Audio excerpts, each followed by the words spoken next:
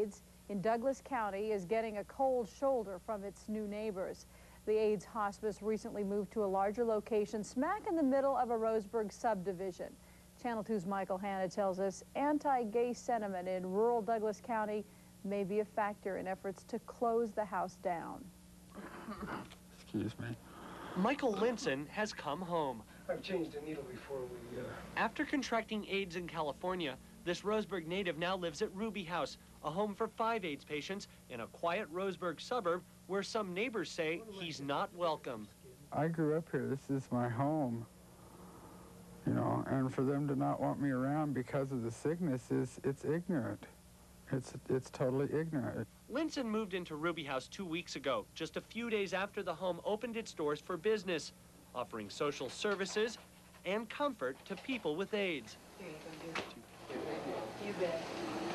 It was a petition to stop Ruby House from coming into the neighborhood. A move which ignited protest and petitions by neighbors worried about falling property values and the presence of AIDS patients. I realize there's a need for this home, and so does everybody else. That's not our complaint. It's just that this is not the right place.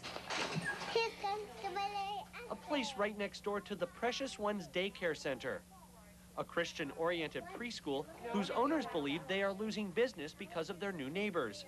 I don't approve of it, basically, and also having their lovers over on the back porch. I haven't seen any evidence of that yet, but I'm sure that's there.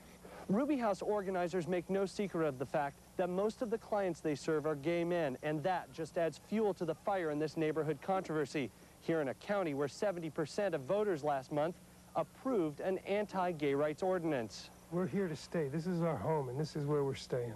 Ruby House founder Billy Russo disputes neighbors' fears.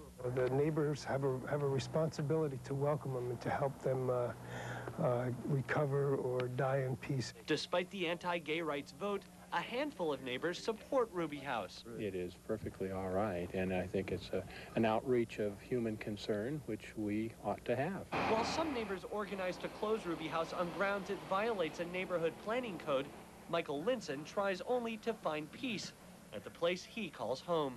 In Roseburg,